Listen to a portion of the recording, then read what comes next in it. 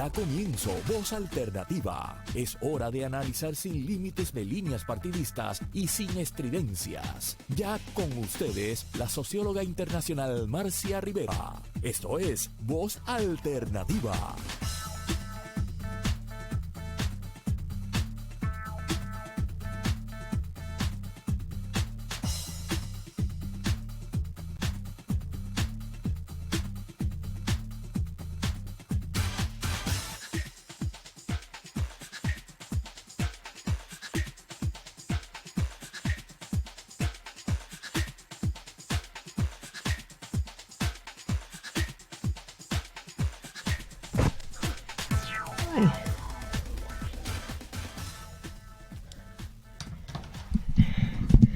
Muy buenos días, amigas y amigos de este programa Voz Alternativa, que como todos los domingos estamos llevando a ustedes cuando estamos en Puerto Rico desde acá, con mucha alegría de estar en el estudio de Radio Isla. Les confieso que esta semana fue una semana bien dura en este país, ¿verdad? Uno tiene la sensación de que... Carlos, bienvenido. Saludos, buenos días. Estoy tratando aquí de ver si esto me baja el micrófono y me sube la cámara, y creo que ahí estamos bien. Creo que estamos bien ahí. Fíjense que esta semana yo en varias ocasiones me venía a la mente una caricatura de Quino, de Mafalda, donde Mafalda decía: paren el mundo que me quiero bajar un ratito, ¿verdad? Porque uno tiene la sensación realmente de que hay tantas cosas que hieren la sensibilidad día a día en Puerto Rico, y que sí, allí el papelito blanco es lo que se ve feo, pero bueno, ¿qué vamos a hacer? Es la realidad de la pandemia y tenemos que protegernos todos, ¿verdad? Y todas. Entonces fue una semana que me pareció que teníamos el país, ¿verdad? Muchos elementos fuertes. Esta semana se decide también, hay una decisión importante el martes por parte de la juez Taylor Swain. Esta semana, la semana pasada estuvimos en situaciones que uno dice, ya en Puerto Rico no deberíamos estar discutiendo esas cosas, tendríamos que estarnos moviendo. El tema de las costas realmente irrita muchísimo, los abusos que se están haciendo en la zona costera de Puerto Rico. Justamente la semana pasada dábamos una vuelta hasta Arecibo por la costa y veíamos cómo esas áreas tan espectacularmente hermosas de Puerto Rico o están llenas de propiedades decaídas, o todavía no se han atendido los impactos del huracán María, o la basura las inunda, o las nuevas construcciones al pie del agua, ¿verdad? Amenazan no solamente la suerte de la gente que vaya a vivir o que asista ahí, sino todas las posibilidades de desarrollo futuro de Puerto Rico.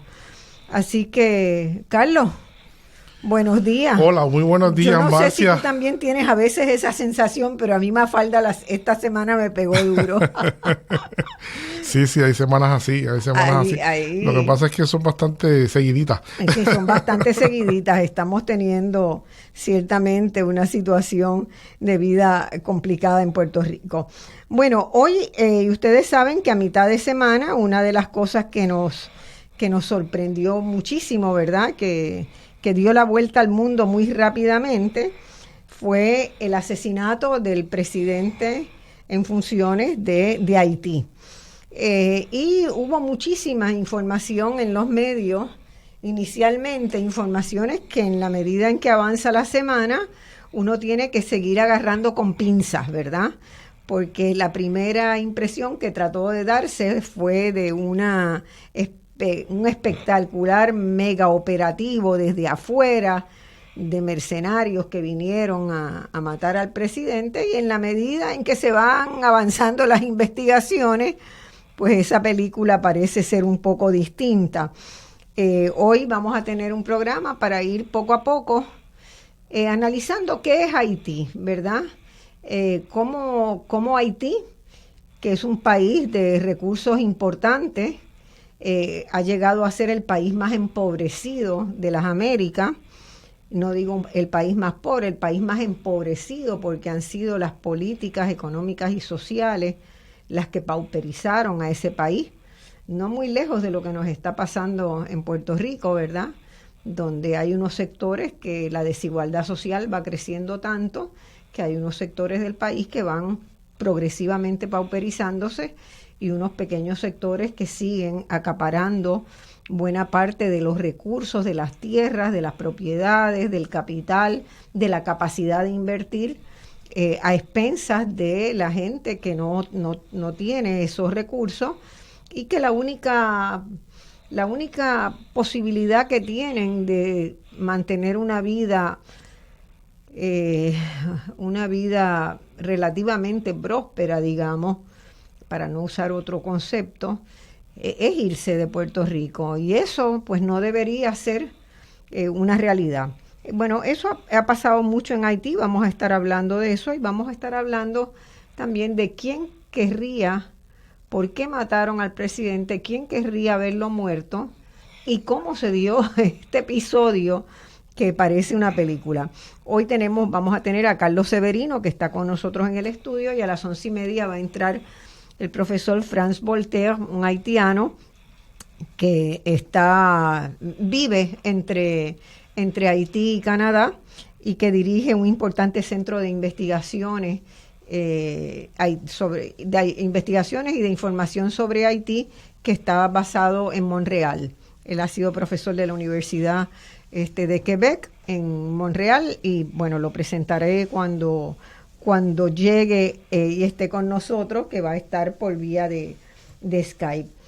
A Carlos Severino no tengo que presentarlo demasiado. El país lo conoce bien, sabe quién es, conoce su fibra moral, su ética, su estatura intelectual, que es mucha, además de la física, porque también es bien alto. Carlos es catedrático de Geografía en la Facultad de Ciencias Sociales del recinto de Río Piedras, de la UPR, donde trabaja en el departamento. Hizo su maestría y doctorado en Geografía Regional y Urbana en la Universidad de Humboldt en Alemania.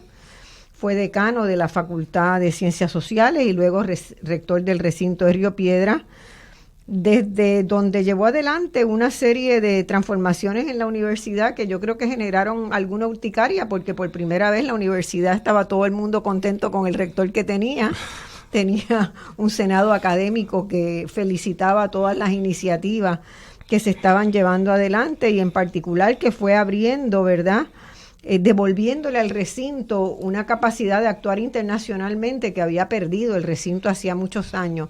Recuerdo con gran alegría y gratitud, porque ese recinto es mi recinto y por el cual lucho mucho.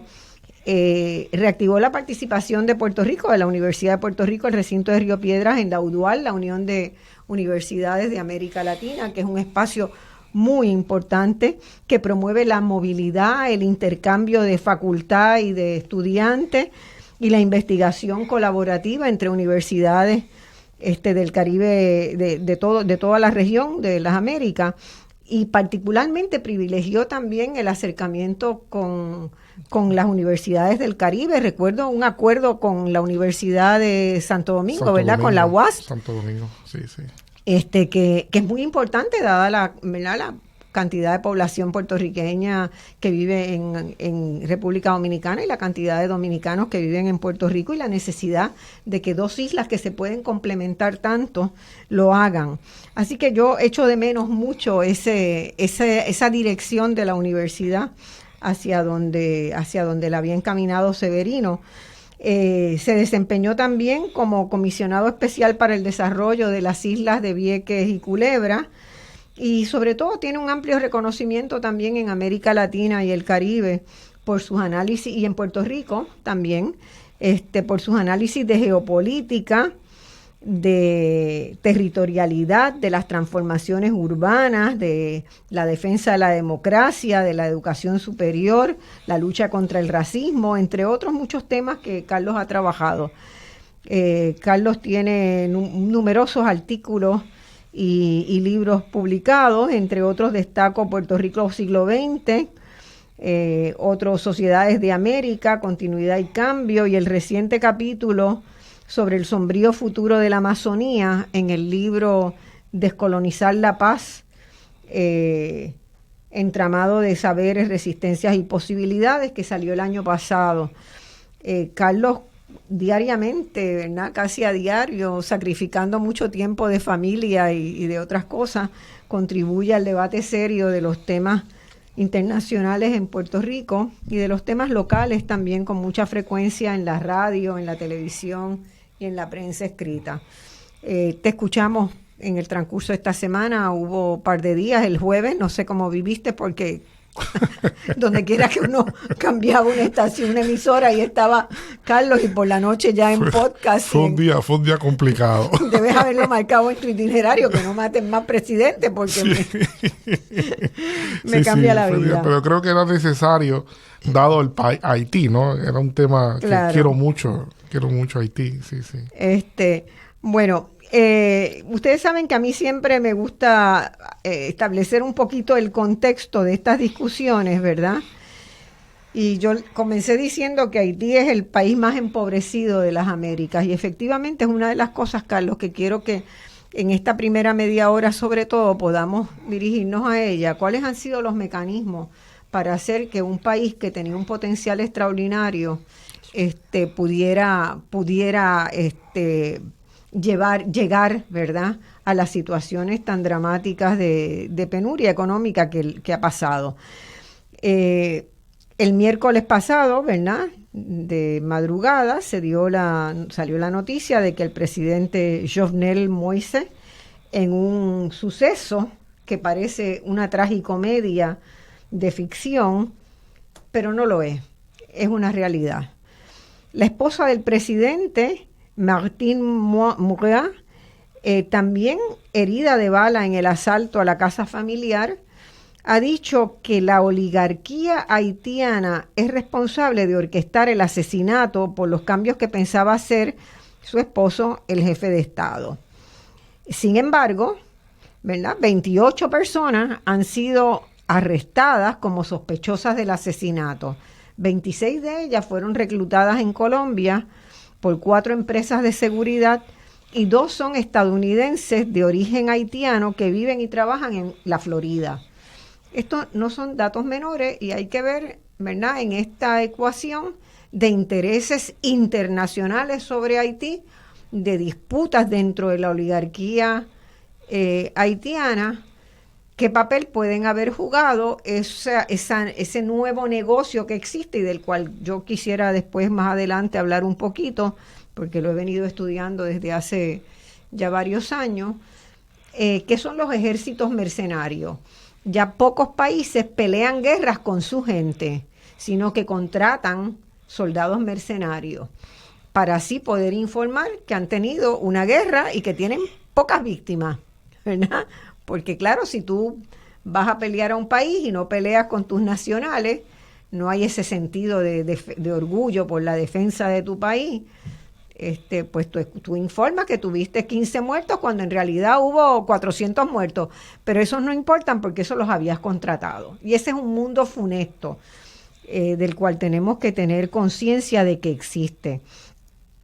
Entonces se acusan a esas 28 personas, algunos estaban desaparecidos, creo que ya en el día de ayer estaban todos arrestados, pero la primera dama, que fue herida esa noche y llevada a un hospital local y de ahí trasladada a un hospital en Miami, en el día de ayer agradece a los soldados colombianos por haberla llevado al hospital y expresa que el presidente estaba muerto cuando los colombianos llegaron allí. Ya lo habían matado. ¿Quién lo mató? La guardia personal del presidente no parece haber tenido un papel muy efectivo en defender la vida del presidente. Eso parece una película, no parece la realidad, ¿verdad? Así que es difícil comenzar esta conversación por la complejidad que tiene y por la cantidad de actores. Yo he pasado buena parte del día del jueves y del viernes hablando con mis amigos en Haití, amigos y amigas, investigadores en Haití, para tratar de ir esclareciendo los hechos que se verificaron a mediados de esta semana. Pero quiero comenzar con Carlos, aprovechando el expertise que él tiene, para dialogar un poco sobre, desde una perspectiva geopolítica, mirar el caso de Haití desde una perspectiva geopolítica. ¿Por qué interesó tanto Haití, verdad? Que fue la primera república, hay que acordarse de eso. Fue el primer país que declaró la independencia. Correcto. Vamos, Carlos. Sí, gracias, Marcia. Gracias, muy grato estar nuevamente aquí en este programa ya indispensable, ¿no?, de la radio puertorriqueña los domingos y referente de la semana, ¿verdad? Yo pienso que Haití hizo una gesta de gran envergadura histórica cuando un numeroso grupo de esclavos, de personas esclavizadas en el país, cruentamente decidieron sublevarse. Y el proceso de sublevación pues desembocó finalmente en el derrocamiento del régimen imperial francés sobre Haití, que a la sazón era, vale la pena decir, la colonia más próspera, más rica, por eso, que más producía, era de unos dotes increíblemente ricos en aquel momento, una mina de oro, sin explotar oro, porque era el oro blanco, la azúcar, lo que lo hizo realmente. Y esa desigualdad que caracteriza a ese tipo de régimen, pues obviamente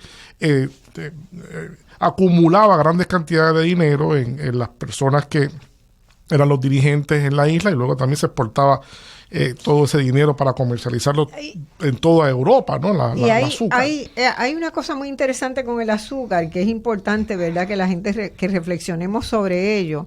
Pero el azúcar generó multimillonarios europeos y estadounidenses. El negocio del azúcar fue una cosa fabulosa. Una cosa extraordinaria. El azúcar es adictiva. Una vez la gente la prueba y empieza a querer endulzar las cosas, bueno, así nos va, ¿verdad?, con los niveles de diabetes que hay en todos lados. Todavía sigue siendo así. Sí. Pero en Puerto Rico, el barón del azúcar fue un exgobernador que, en vez de dedicarse, un exgobernador nombrado, ¿verdad?, por el primer gobierno militar, en vez de dedicarse a las cuestiones de Puerto Rico, le interesó mucho más empezar a comprar tierras para sembrar azúcar para su empresa, Dominó. Ustedes saben de la historia del azúcar Dominó, ¿verdad?, dura hasta nuestros días.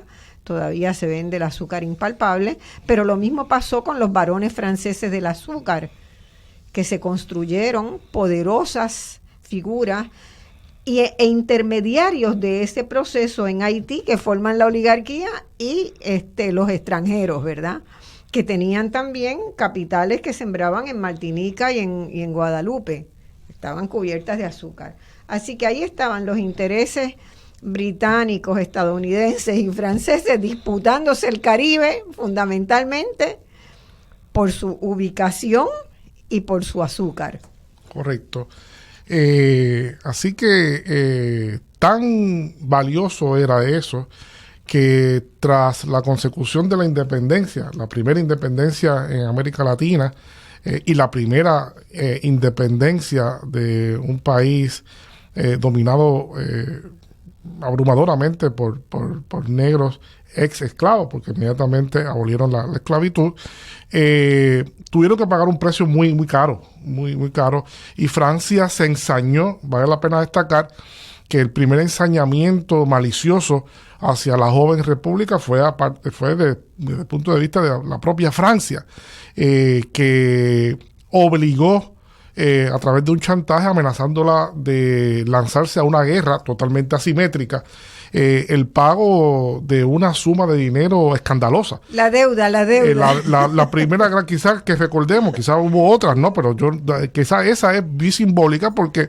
obligó a la joven república, que apenas comenzaba, a tener que que pagar. Creo que fue el presidente Boyer, fue el que tuvo que firmar un acuerdo.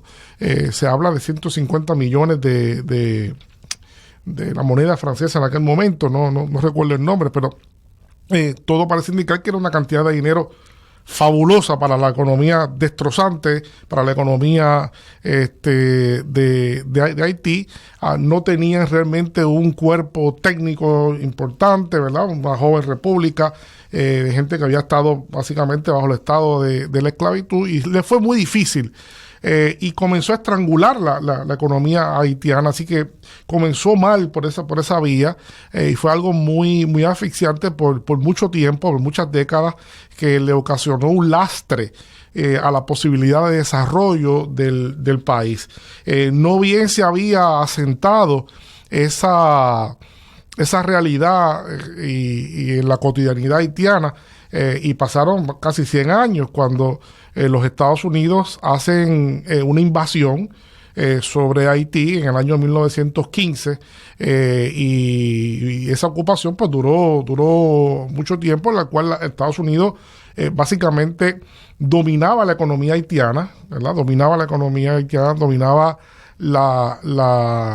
todo el aparato institucional que era de la economía haitiana a su gusto y gana, y tomó los productos, el café, el azúcar.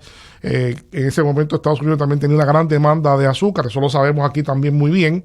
Y entonces... Y en República Dominicana también. Bueno, Estados Unidos tenía casi los tres países a la disposición del azúcar, claro, ¿no? De ellos, una cosa increíble. Era el único producto en que Estados Unidos no era... autosuficiente. Sí. Y tenía una demanda mucho mayor. La demanda del azúcar fue creciendo y creciendo, y realmente era... Estados Unidos buscaba también la soberanía alimentaria, ¿verdad? Claro, es un principio geopolítico básico, claro, ¿no? De un país que en ese momento ya se definía como un actor esencial en la escena global y venía ascendiendo, ¿no? Tenía que lograr eso, ¿no? Y esa dependencia también hizo que fuera muy, muy apetecible el dominio del Caribe. Claro. Ese Caribe que una vez Juan Bosch llamó en un libro importante que frontera imperial, ¿no? Claro. Y Haití era parte de esa frontera imperial en aquel momento. Y luego de eso, curiosamente no muy conocido, después de la posguerra, hubo un periodo de relativo crecimiento en Haití, de estímulo de empresas locales, de inversiones extranjeras, pero no había engranado muy bien ese bienestar cuando explota entonces la inestabilidad política que siempre ha caracterizado el país. Y surge la figura de François Duvalier, que la gente que tiene más años pues recordarán muy bien, algunos que han estudiado algo la historia del Caribe recordarán aquel personaje nefasto, que no solo era un dictador, sino se dio el cargo a sí mismo de presidente vitalicio de Haití. Se autodesignó como presidente vitalicio de Haití. En 1957 comenzó su gestión y se extendió luego con su hijo, Baby Doc, Jean-Claude Duvalier, ¿verdad? Hasta el año 1986. Y esos años fueron años de una dictadura totalmente parasitaria que extrajeron cantidades de los dineros públicos y lo hicieron parte de ellos mismos. Se enriquecieron de una manera fabulosa, en perjuicio del desarrollo del país, en perjuicio de la gente, y empobreció terriblemente el país hasta ese momento, ¿no? Y como si fuera poco, la década pasada marcó ciertamente un hecho fundamental en Haití, que fue el terremoto del 2010, un terremoto que eso sí lo recordamos todos, claro, devastador. Sencillamente Puerto Rico se desbordó en ayuda. Haití, médicos, personal de todo tipo, personas. Puerto Rico lo sintió como si hubiese sido en Puerto Rico, ¿no? Yo recuerdo muy bien eso y me siento muy orgulloso de la gentileza del país y la solidaridad del país con respecto a Haití en aquel momento. Luego de eso, el huracán Matthew de 2016. 2016 es Matthew que arrasa el país. Y finalmente, pues llegamos quizás en esos hechos trascendentales para explicar cómo Haití no ha logrado avanzar, no ha logrado arrancar. Pues llega también la pareja Martinelli-Moïse al poder con los resultados que ya tú has comenzado a conversar. Bueno, a todas luces de lo que he estado leyendo esta semana y las conversaciones que he tenido, nadie derramó muchas lágrimas por el asesinato de Moïse. Vamos a tenerlo bastante claro, ¿no? La población haitiana se sentía totalmente alejada de las políticas que se estaban instrumentando, que eran políticas, fíjense, y vale la pena recordar que Trump era padrino del presidente que fue asesinado, ¿verdad? Y en el sentido de que avalaba sus políticas y se miraban en un espejo, ¿verdad? Junto con Bolsonaro, era una de las personas que formaban parte de esa visión. Era un trompista a morir, ¿verdad? De primera línea. Y vamos a tener que ir a una pausa, y a la vuelta esperamos tener con nosotros a Franz Volter y ya entrar entonces en la discusión. Vamos a la pausa. Amigas, volvemos al estudio, al segundo segmento, y ya tenemos a Franz Volter en línea. Esta es una maravilla. Es tan bueno vivir en esta etapa de la vida con toda esta tecnología maravillosa. Simplifica mucho, ¿verdad? Eso era impensable hace 20 años. Impensable. Franz, encantada en tenerte contigo. Estás en Puerto Rico ahora. Ha sido un placer de estar en Puerto Rico. Espero probablemente el próximo año estar en vivo en Puerto Rico. Bueno, esta isla tan querida. Pues nos avisas para darte el trato que te mereces en este país, ¿verdad? Okay. Que tienes amigos y amigas que te valoramos mucho y te leemos mucho. Bueno, voy a presentar primero a Carlos Severino, que es alguien a quien tú tienes que conocer y lo vas a conocer en algún momento. Encantado de tenerle. Encantado, Severino. Y escucharle. Y Franz, voy a dar brevemente para los amigos que me escuchan, porque ya usted sabe que a mí me gusta presentar a la gente que traemos a este programa, porque siempre es lo mejor de la gente que está en el mundo trabajando para hacer un mundo distinto. Franz, como les dije inicialmente, es director del Centro Internacional de Documentación e Información Haitiana, caribeña y afrocanadiense, ubicado en Montreal, profesor jubilado de la Universidad de Quebec en Montreal, haitiano, con una larga relación con el resto del Caribe y de América Latina. Obtuvo su BA en Historia en la Universidad de Chile. Después tú explicarás cómo llegaste a Chile, ¿verdad? Estando en Haití, siendo bastante joven. Y se quedó en Chile, y allí hizo no solamente una maestría en ciencias políticas en la Flaxo, y luego después hizo otra maestría en relaciones internacionales en la Universidad de Quebec en Canadá y sus estudios doctorales en la Universidad de Montreal. Ha publicado numerosos artículos y 2 libros muy importantes, Black Power in Haiti y A Brief History of Blacks in Canada, y también, además de académico, investigador y profesor universitario, hace algo que me encanta y que yo también he incursionado en eso, que es producir y dirigir documentales que tiene varios premios internacionales, documentales como Puerto Príncipe Mío, Del Cafetal a la Tumba Francesa, Los Caminos de la Memoria, Maestro Isa. Tiene una enorme cantidad de documentales que estoy loca por verlos, Franz. Así que tienes que pasarme los enlaces de donde puedo conseguir algunas de esas cosas para verlas.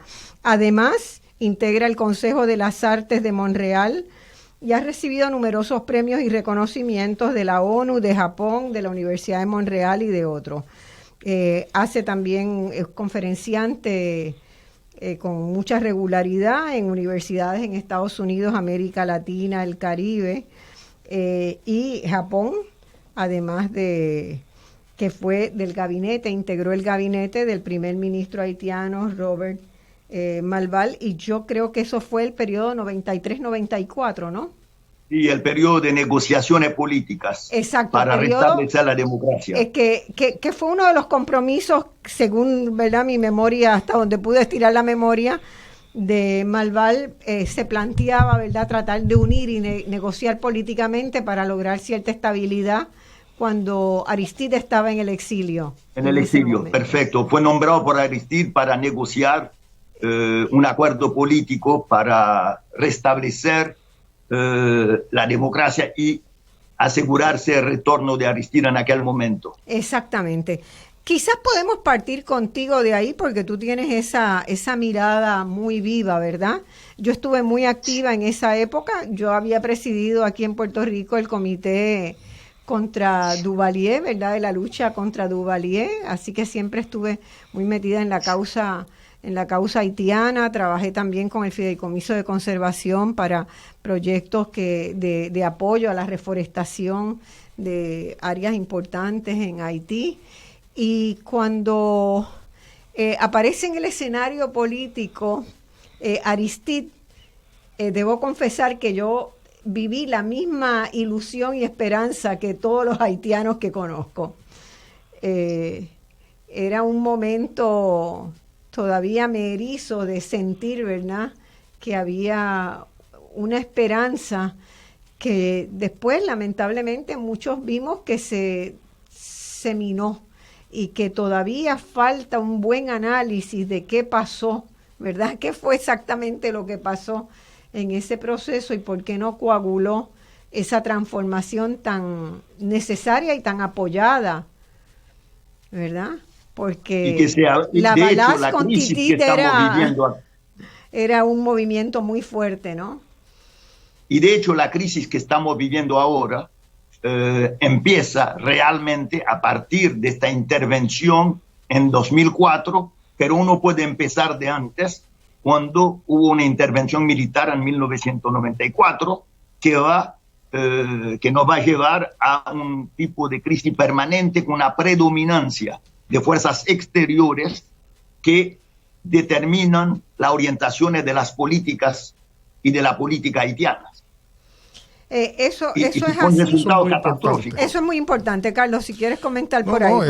Eso es clave en todo este análisis, pues porque usualmente en el hilo de las conversaciones se pierde el elemento histórico y esa reiterada intervención de distintas maneras, de distintos colores, yo creo que es una aportación muy importante que Francia nos puede hacer para poder entender mejor lo que está pasando ahora y cómo ya se está pidiendo nuevamente por parte de algunas personalidades más intervenciones, y eso resulta más que otra cosa en algo bastante sospechoso, y sobre todo pues en el caso de Haití más trágico que cualquier otra cosa, ¿no? Porque la historia de esas intervenciones ha sido muy nociva.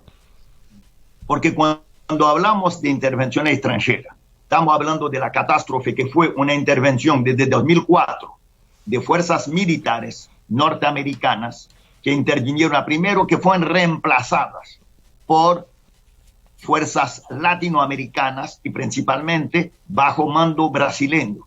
Y es interesante de ver para la audiencia en Puerto Rico que el comandante de esta fuerza brasileña, el general Heleno, es uno de los principales dirigentes del gobierno de Bolsonaro. Muchos de los que intervinieron en Haití se encuentran ahora en los altos mandos brasileños. Eso es contundente. Eso es contundente y es un dato bien importante, Franz, bien importante. Yo no tenía ese vínculo. Sí. Es muy y en segundo lugar, hay que ver cómo que le dieron un poco una beatificación al decir que vinieron para Haití las fuerzas latinoamericanas para restablecer el orden, que fueron fuerzas de paz, y se olvidaron los años en que gobernaron directamente o indirectamente los países latinoamericanos. Estoy hablando de las Fuerzas Armadas de Chile, de Argentina y de Brasil esencialmente. Ahora, la existencia de la fuerza de la ONU creó un problema mayor, incluso en Haití, que es el problema del cólera. Que el problema del cólera, la gente se ha olvidado que antes de la COVID-19 son las tropas de Naciones Unidas que introdujeron el cólera en Haití, en el batallón nepalés.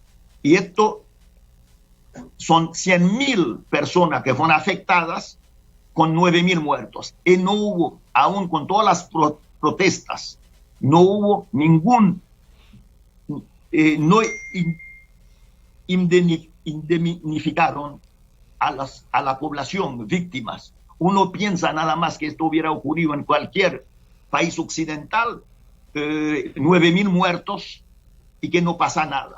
Y la ONU se negó a pagar a las familias.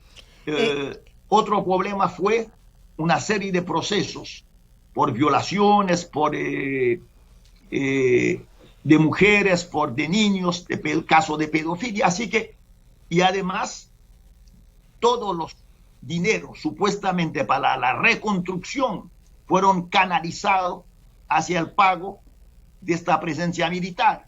Así que como que no hubo ningún efecto para la población, ni siquiera en términos de seguridad, porque uno ve con esta presencia armada y después con los contrabando de armas, porque Haití no produce armamento, Haití no produce municiones, lo que significa que todo el fenómeno de inseguridad, de desarrollo de grupos armados que viven de tráfico de drogas, de kidnapping y del terror que imponen la población, esta inseguridad era obra de traficantes de armas ligado al gobierno, porque esto no podía llegar sin pasar por los puertos, porque los armamentos vienen esencialmente del puerto de Miami. Claro. Así que uno puede ver que para la población haitiana no se trata de pedir otra intervención. Es interesante que la intervención lo pidió Claude Joseph, el primer ministro ad interim, que no tiene ninguna base legal, porque hay que recordar, cuando se habla de Jovenel Moïse, se quiere hacerle un santo, es un caso trágico el asesinato. El asesinato de un presidente es siempre un problema, porque crea más problemas todavía. Pero hay que recordar que Jovenel Moïse no hizo ninguna elección durante los últimos años. Ahora, uno piensa nada más que esto hubiera ocurrido en Venezuela, o hubiera ocurrido en otro país, lo hubieran acusado, pero que Estados Unidos, Canadá, Francia, los países occidentales que operan a nivel del core group, el grupo extranjero que ocupa Haití, no protestaron, pero se encuentran ahora con un problema muy complejo, porque ninguna autoridad pública tiene legitimidad, porque ninguna fueron elegidos. No hay Asamblea Nacional. Yo no sé si ¿ustedes escuchan? Sí, te escuchamos muy bien. Te escuchamos muy bien, okay, sigue. Porque me parecía que había. Sí. Ok, yo digo, y con esto le voy a pasar a lo mejor ustedes tienen otra pregunta. Yo creo que este tipo de gobierno que se impuso con la ayuda occidental, yo tengo que hacer hincapié en el sentido de que Madame Hélène Lalim, representante de Naciones Unidas, norteamericana, y fue la que el día después del asesinato del presidente legitima un primer ministro, Claude Joseph, que no era primer ministro de hecho porque habían nombrado uno 2 días antes. Ella dice, no, es el primer ministro. Que Madame Lalim era la que hace meses, al tanto que representante de la unidad del Consejo de Seguridad, y había afirmado que el grupo, lo que se llamó el G9, los grupos armados que operan en las barriadas populares, era un paso importante para la seguridad. Y después uno ve con la violencia contra la población, y es contra la población más pobre, el hecho de estos grupos, del grupo 9. Entonces uno puede preguntarse de todo.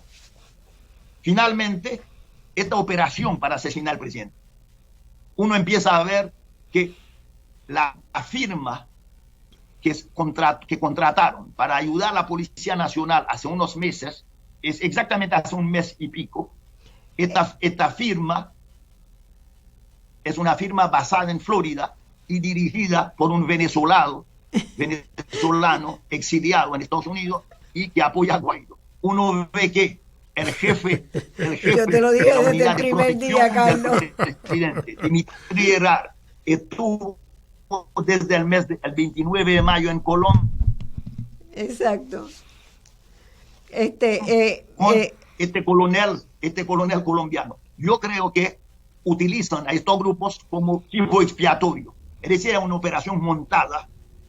Yo no puedo entender cómo con esta presencia fuerte adentro de la Policía Nacional, adentro de este gobierno, que se podía montar una operación de este estilo que requiere mucha logística, sin que ningún servicio de inteligencia que operan en el país tuviera al tanto.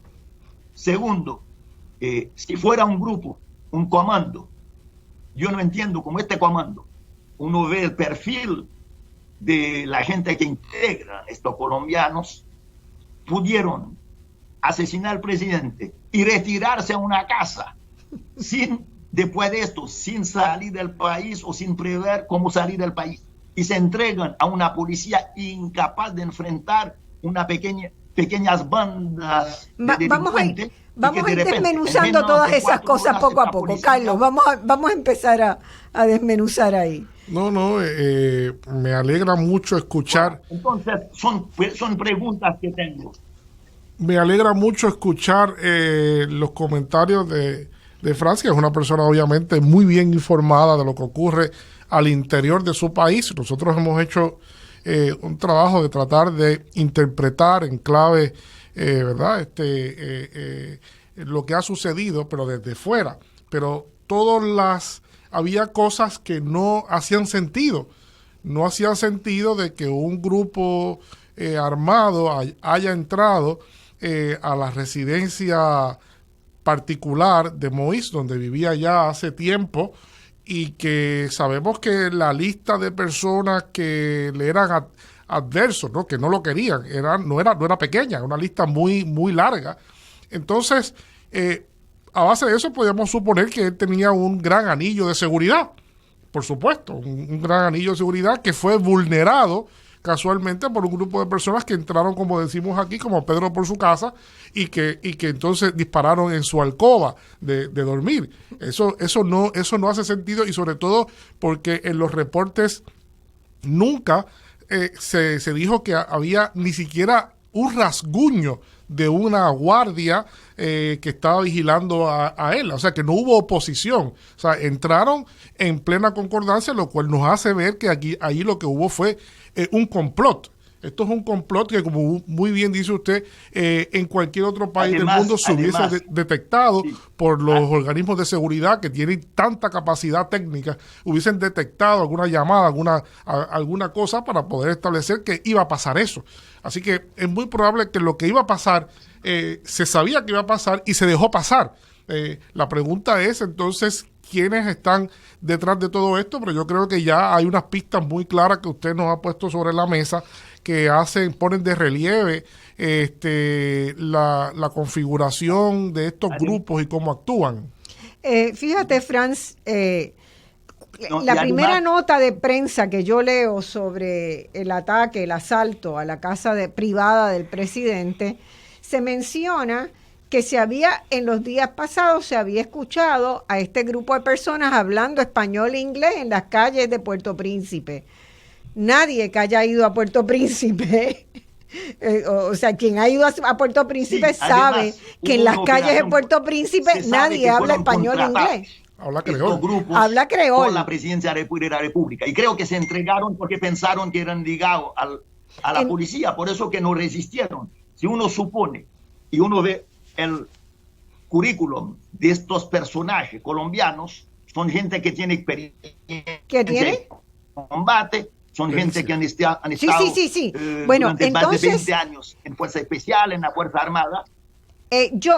Inmediatamente, mi no conclusión inmediata fue, porque decía, acto seguido decía que hay que recordar que Maduro es sospechoso de haber enviado gente que hablaba en español a derrocar a su archienemigo, ¿verdad?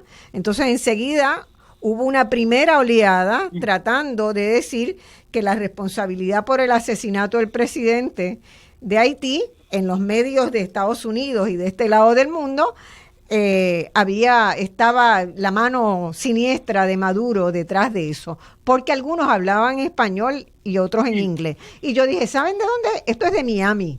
Esto es de Miami, de alguna de las empresas de seguridad, porque las empresas de seguridad, para los que no lo saben, ¿verdad? Han crecido enormemente en los últimos 20 años.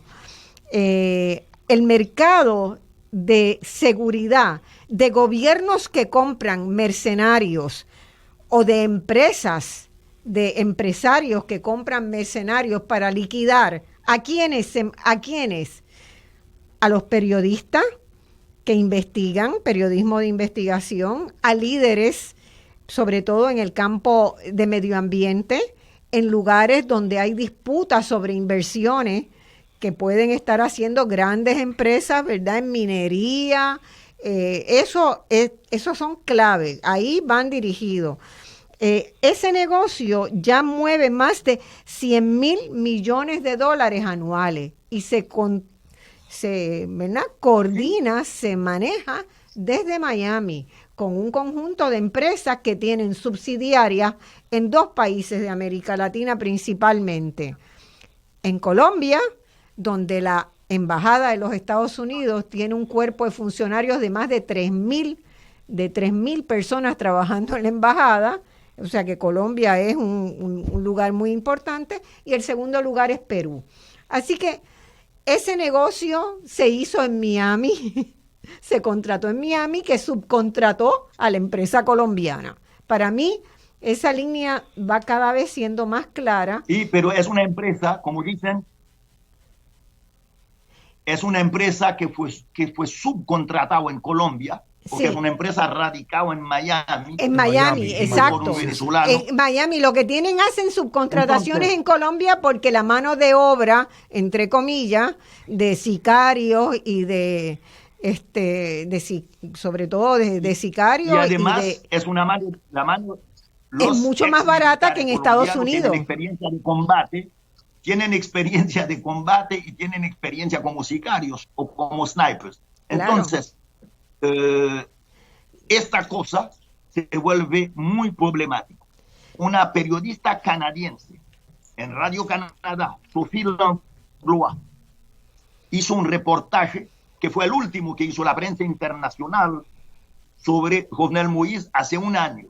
Ella decía en su reportaje que había 3 niveles de seguridad de la presidencia, que era muy difícil llegar a la presidencia. Alguien habló incluso que el cuerpo, el coroner, que es el juez de paz, que hizo la investigación sobre el cadáver, primero que no habían aislado la zona, pero encontró que el Jovenel Moïse había sido torturado, lo que significa se necesitaban, o sea, documentos porque se encontraron todo el despacho de él, que se llevaron documentos, computadoras. Ahora, yo no sé, en esta condición, sicarios que no hablarían creol, entrarían en la casa del presidente, operan y dejan a la mujer herida, y otra versión dicen que son ellos que la llevaron al hospital, que en menos de 2 horas, que llegó un avión desde, no se sabe, proveniente si fuera de Guantánamo o de Miami, y que la llevó al Jackson Hospital en Miami para ser tratado. Hay muchas cosas que uno tiene que hacerse. Primero, tener la información de que el presidente iba a estar en su casa a esta hora. Esto implica una red que solamente y de gente muy cercana. De inteligencia pueden tener. Y de gente muy cercana. Porque no... Sí, y además uno puede pensar que este presidente había concentrado en sus manos, yo diría, todos los poderes del Estado, porque no había ninguna institución. Él era el único personaje electo, porque él había disuelto el Senado, las municipalidades, había nombrado él mismo agentes municipales interim.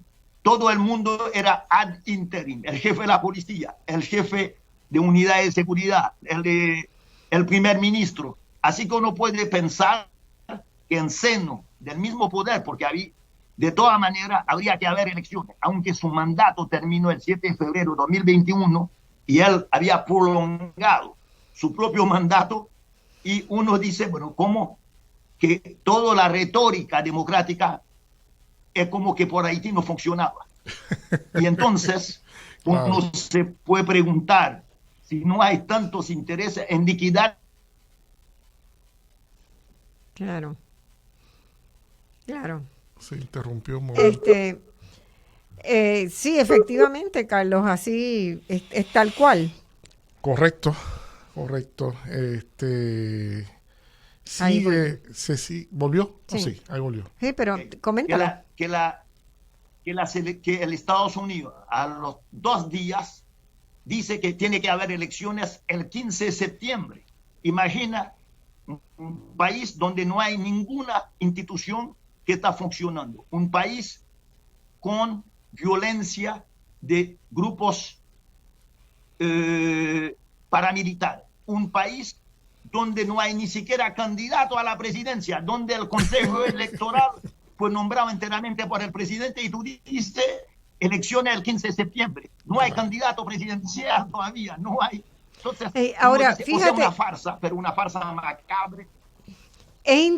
Yo tengo algunas reflexiones que algo pienso. Saben que nosotros no sabemos. O sea, el vínculo del presidente de Haití con Trump era claro, nunca fue escondido, fue súper anunciado y tal. Ha habido un cambio de gobierno en los Estados Unidos. Probablemente el gobierno de Biden no quería cargar con este presidente haitiano, ¿verdad? Me parece que era demasiado incómodo y había, ¿verdad?, que buscar alguna manera de salir de él. Pero también Estados Unidos tiene muchas formas de actuar cuando no le cae bien el presidente de un país. No necesariamente es mandar a matarlo, ¿verdad? Pero ahí pueden entrar entonces otros intereses que puedan aprovechar una puerta abierta que les da Estados Unidos. La pregunta mía es, ¿quién pagó la operación? Si cada uno de los 28, los de menor rango dicen que cobraban $3,000, han declarado a la prensa en Colombia. Por 30, eso no es mucha plata para, ¿verdad? Cualquiera puede pagar esa factura, como cuando invitas a los amigos a tomarte. Y demasiada gente. Uno no invita, en una operación de este tipo, no puede haber 30 tipos operando, a menos que estos tipos no saben que lo que vienen a hacer y que lo quieren presentarlo como chivo expiatorio de esta operación. Claro. Pero hay otro elemento. ¿Cuál es la validez de este Carlos, a ver. El 30 de julio, el director de la CIA Carlos, un momento. Un encuentro con los dirigentes colombianos sobre problemas de seguridad en la región. Es otra información. Entonces hay una serie de datos oscuros. Yo creo que este tipo de complot no puede operarse sin la participación, y esto me acuerdo el asesinato de Trujillo, sin, claro.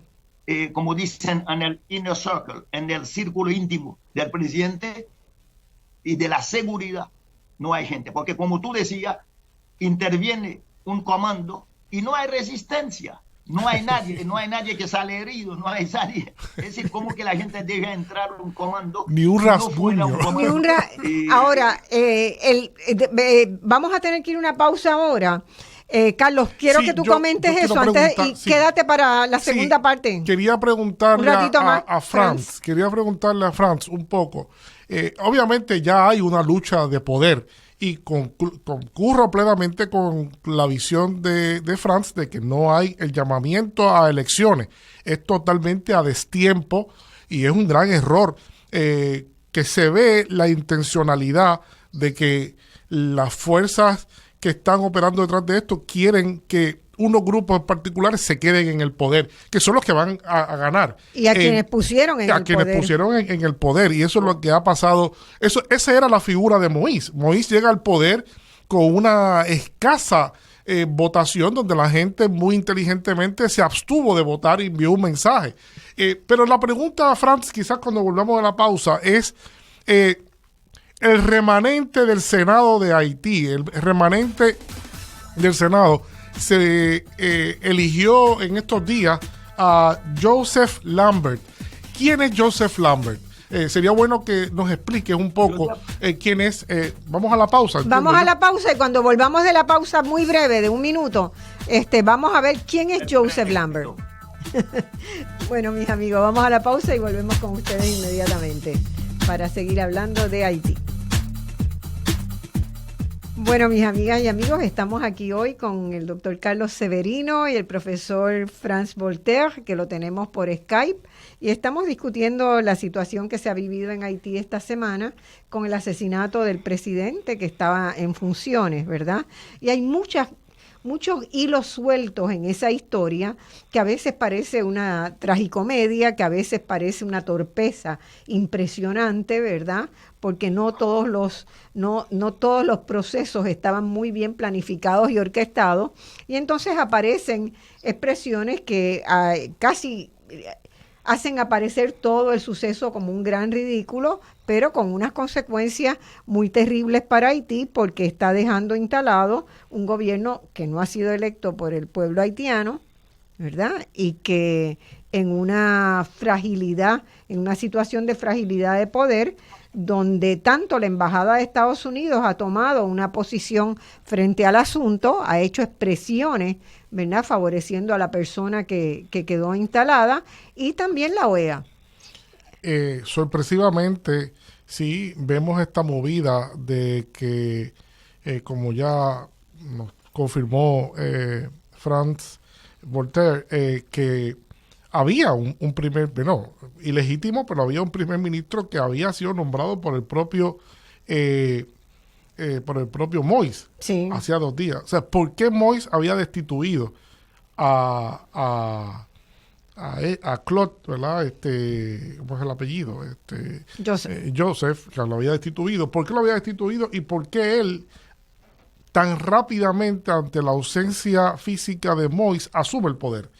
Eso también es un detalle muy importante que no está claro, y hace de Joseph una persona que de grandes dudas que debemos tener, ¿no? ¿Estás por ahí, Franz? Sí. Okay. El Claude Joseph, hay que ver que el Claude Joseph era un profesor universitario en Estados Unidos. Era profesor universitario en Estados Unidos. Debe tener contacto. Fue nombrado como ministro de Relaciones Exteriores para un poco restablecer unas relaciones y pensar que era el más adecuado para establecer buenas relaciones con Estados Unidos. Sobre todo porque había un cambio de gobierno en Estados Unidos y había que volver a tejer todas las relaciones. Claude Joseph había sido también un activista cuando en 2004 contra Aristide. Había sido también ligado con ciertos grupos oligárquicos como NDRP. Ahora, Claude Joseph es destituido y le piden que se retire. Lo mandan a su casa. El domingo 5, al beneficio de del doctor Ariel Henry. Ariel Henry es un médico, fue ministro del gobierno de Martelly, pero tiene una serie de lazos con los grupos de opositores. Así que en algún momento puede ser que haya una lucha de diferentes facciones en torno al poder, porque todo esto se hace en un tiempo tan rápido, porque si se hubiera esperado un día más, sería el doctor Henry, que había sido nombrado en el periódico oficial, Le Moniteur, que hubiera sido el primer ministro. Así que todos estos elementos hay que repensar. hay que pensar también que no hay Senado.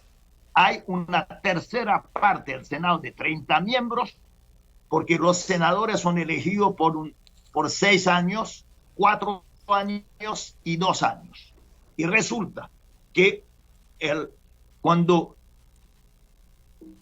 Jovenel Moïse no organiza elecciones para la Asamblea, ni para la Cámara de Diputados y para el Senado, que tenía que haber realizado elecciones. La primera duda que hubo mucha gente es decir, ¿cómo que los Estados Unidos, que son tan puntillosos, como Canadá, como Francia, la Unión Europea, son tan puntillosos sobre problemas electorales, no dicen nada frente a un gobierno que no realiza elecciones? Porque Jovenel Moïse hasta tenía una mayoría en la Cámara de Diputados.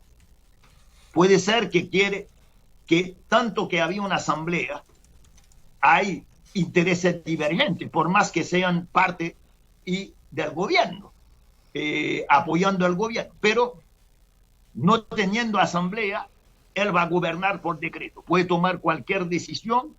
Y tercero, cambia de manera arbitraria miembro de la Corte Suprema, la Corte de Casación, que lo que normalmente es el Senado que presente candidatos y el presidente tiene que elegir uno de los 3 candidatos presentados por el Senado. Bueno, ahora, detrás de esto quedaron 10 senadores, entre los cuales está Joseph Lambert. Joseph Lambert es un poderoso político ligado para muchos al tráfico de droga, porque dicen que en 2006 Joseph Moïse no podía viajar a Estados Unidos porque que Estados Unidos lo prohibían viajar. Pero él es poderoso senador en una zona del país, la zona de Jacmel, del sureste del país.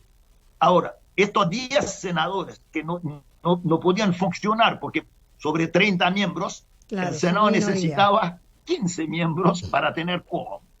No teniendo quórum, los senadores se reúnen y 8 de ellos, ni siquiera los 10, porque hay 2 que se negaron a participar en lo que consideran una farsa, nombraron a Joseph Lambert presidente y Joseph Lambert dice que es el presidente y que va a gobernar con el doctor Henry como primer ministro. Por otra parte, cuando contestaron la presidencia de Moïse, que debía terminar el 7 de febrero de 2020, de 21, y según la Constitución en vigor, que es el presidente de la Corte Suprema que lo reemplaza para organizar elecciones. Y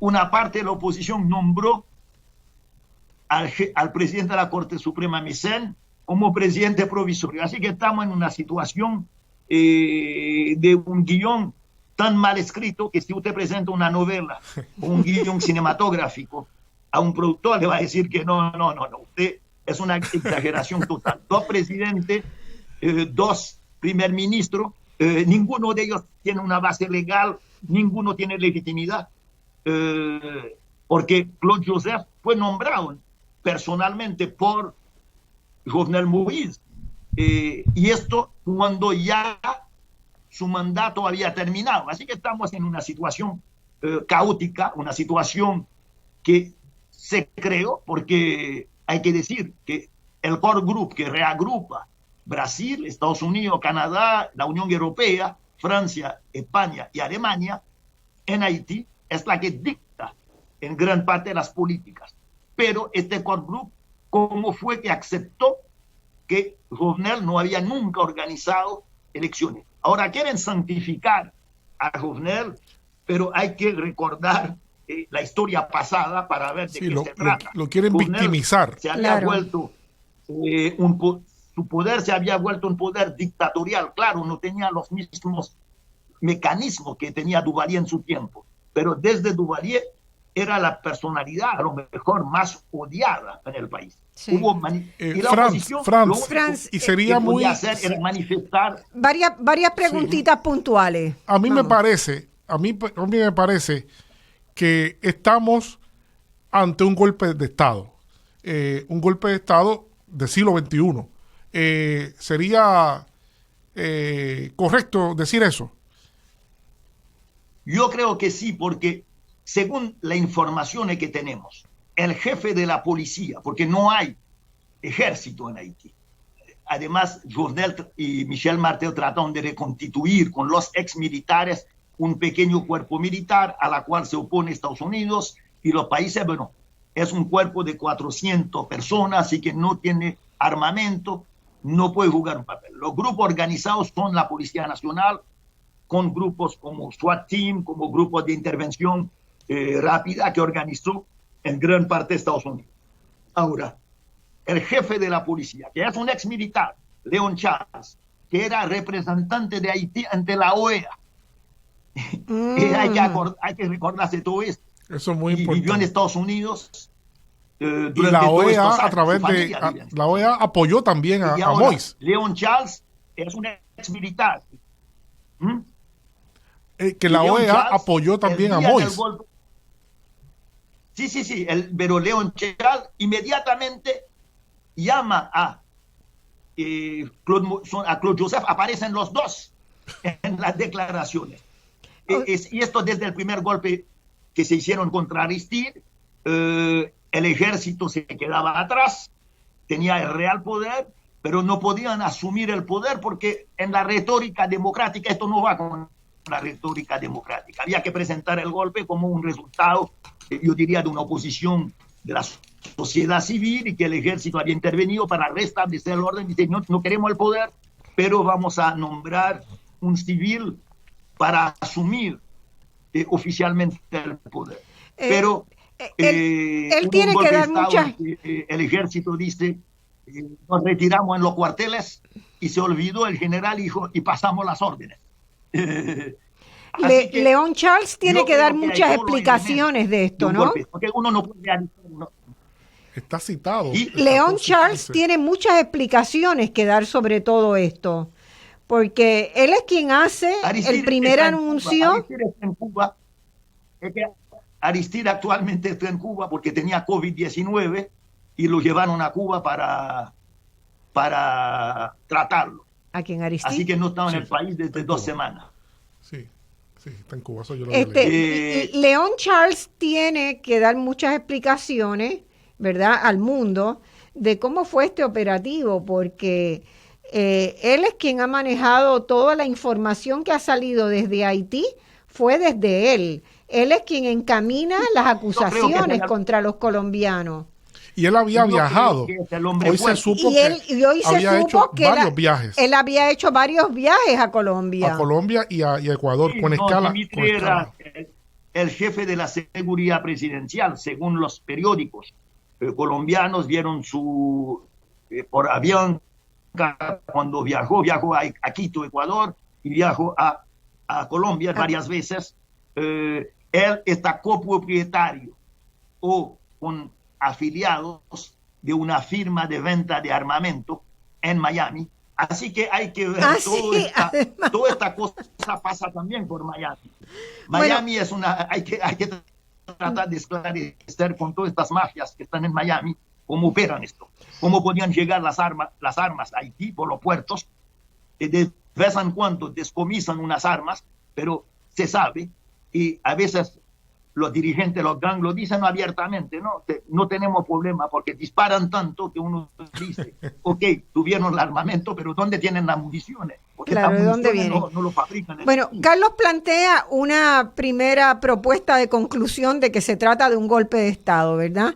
Yo quiero plantear otra también, que tenemos acá el mejor ejemplo cercano a nosotros de ver el costo de la desinstitucionalización de un país, ¿verdad? Haití ha ido perdiendo y naturalizando la pérdida de la institucionalidad del aparato de Estado. De alguna manera Puerto Rico ha entrado en esa ruta también. Es la misma lógica. Sí. Pero el caso de Haití ya está, ¿verdad?, bastante culminado. Se acabó el Senado hace varios meses y ¿verdad?, se violan permanentemente las normas constitucionales del país. Y la gente, yo hablaba largo ayer con Jean Casimir, que no, lamentablemente estaba en un seminario en el día de hoy que tenía previsto, pero hablamos largo y él me decía una cosa que a mí me sacudió mucho porque creo que también está pasando en Puerto Rico, es que a la gente no le importa ya lo que pase entre los políticos. Los políticos se convirtieron como en una cosa aparte. Me decía un dato que me llamó mucho la atención.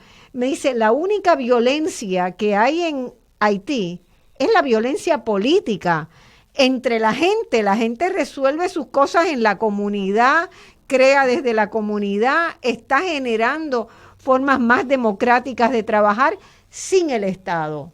Entregó ya como que no vale nada, ¿verdad? A mí me vino a la mente, yo le dije, bueno, eso ha pasado en Italia, pero Italia es una especie de caos permanente que sobrevive. La pregunta es, yo creo, ¿cómo se reconstruye una nueva institucionalidad, Franz, para Haití? ¿Será posible? Yo creo que sí, yo creo que desde abajo. Mira, yo creo que la cosa que quieren imponernos, esto de que las elecciones son la última forma y la única forma de calificar un régimen democrático. Y es interesante que nada más que un ex embajador de Estados Unidos en Haití, Peter Murren, señala que sería la catástrofe más grande hacer elecciones en Haití. Se trata de reconstituir y de constituir, yo diría, la base de nuevas institucionalidades. Tenemos la apariencia de un Estado que se resume a la fuerza. Mira, la gestión de la pandemia. Lo que pasa en Puerto Rico también tenemos apariencia. Claro. Pero hasta la política de vacunación y frente a la ausencia del Estado, Jovenel Moïse se tomó un decreto que sean los privados que van a vacunar la población, que van a importar vacunas. El Estado no, son en la oferta escolar, apenas 20% es parte del Estado. La desinstitucionalización, yo me acuerdo, para el caso de Puerto Rico, de visita en Puerto Rico, ante el año anterior a María, se veía ya, porque invitado por la Universidad de Puerto Rico, se había hablado ya de cortes presupuestales en el presupuesto de la universidad. Después estuve en Mayagüez para presentar una película y veo que prácticamente hay un fenómeno que conduce a un éxodo total, a un éxodo de la población. Yo no sé a cuánto se mide en Puerto Rico, porque efectivamente, como en Martinica, Guadalupe, como son ciudadanos americanos, pueden trasladarse sin que se note, yo diría, como inmigrantes ilegales. Pero en el caso haitiano, yo viviendo en Chile hace más de 40 años, había no más de 25 haitianos. Hoy día la población haitiana en Chile, que vienen a reemplazar peruanos y bolivianos, son más de 100,000 inmigrantes. Hay más de 100,000 haitianos viviendo en Chile, más de 50,000 en la ciudad de San Paulo. Yo no sé cuánto en Argentina. Y en Uruguay también hay una migración fuerte haitiana. A la nada, y que Haití vive en gran parte de las transferencias de fondos del exterior, de los trabajadores. Que implica un doble proceso. Son los más pobres que inmigran, son los más pobres que transfieren fondos. Esto significa que a la vez el inmigrante en Brasil se descapitaliza porque lo poco que gana lo tiene pues por solidaridad enviarlo a su familia. Entonces estamos en un mundo donde la globalización implica el abandono de formas democráticas, implica que las elecciones se trata de un juego ritual, pero pierde su sentido del ciudadano que participa. Por eso que en Haití, yo no sé si opera así, la gente no vota. Es decir, Jovenel Moïse fue electo con 6% de los votos. Y si no hubo ningún manejo. Yo sé que, por ejemplo, publicamos un libro de un sociólogo brasileño que se llama Ricardo Seitenfus, que fue representante adjunto de la OEA en Haití. Y él señala se retiró porque justamente en algún momento era Edmond Mulet, un franco-guatemalteco que dirigía la misión de la OEA, llegó al presidente Preval y lo amenazó con arrestarlo y deportarlo si él no firmaba algún acuerdo. Es decir, uno ve que hoy día, como en 1915, cuando Estados Unidos intervino en Haití después de Puerto Rico y Cuba, que los presidentes en Haití han sido títeres. Porque yo me acuerdo, yo acabo de publicar en mi revista un número especial, además hay artículos de dos historiadores puertorriqueños, Humberto García Muñiz y Pedro San Miguel. Bien, cuando llegaron a Haití, había 3 candidatos presidenciales. Uno lo descartaron porque dicen que no lo pueden manejar. El otro era un embajador haitiano en Estados Unidos que dijo, yo no acepto porque usted no necesita aliados, de lo que necesitan son títeres. Y el tercero dijo, si usted me protejan, acepto. Y la revista tiene una ilustración que es este presidente con 3 marines. Tiene 3 tenientes de la infantería de marina americano que lo tienen en el medio. Y esto significaba todo. Muestra que aquí el títere, cuando trata de hacer lo suyo, tienen que reemplazarlo o de alguna manera desplazarlo. Se agota, Así que, se agota. Pero la cosa, como no hay instituciones políticas aparentes, como hay en otros países, es muy difícil gestionar esta crisis, porque se vuelve surrealista completamente. Franz, otra pregunta que tengo, que mucha gente me ha preguntado acá, y eso no tengo tan claro. Haití sigue siendo un punto de tránsito del tráfico de drogas hacia Estados Unidos, ¿verdad? Sigue siendo un punto importante. En las primeras declaraciones que se hicieron en los medios de Estados Unidos, incluyendo por funcionarios del gobierno de Estados Unidos, se planteaba que detrás del asesinato, que quienes estaban detrás del asesinato del presidente de Haití eran los narcotraficantes.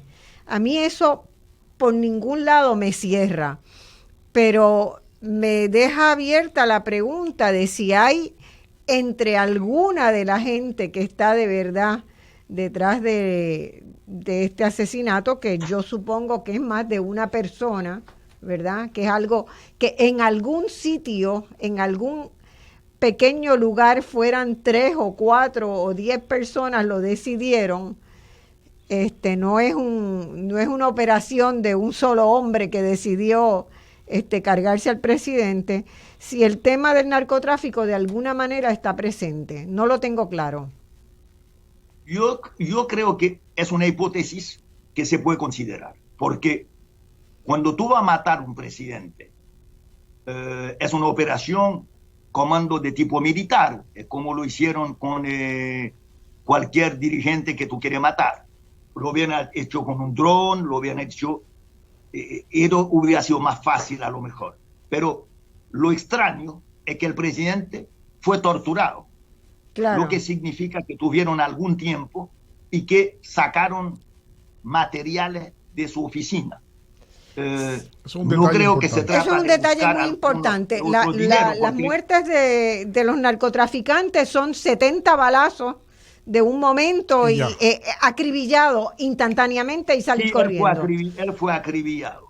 Y además, no describo la escena, pero el coronel, el juez de paz que hizo la investigación, la primera investigación, habló de tortura.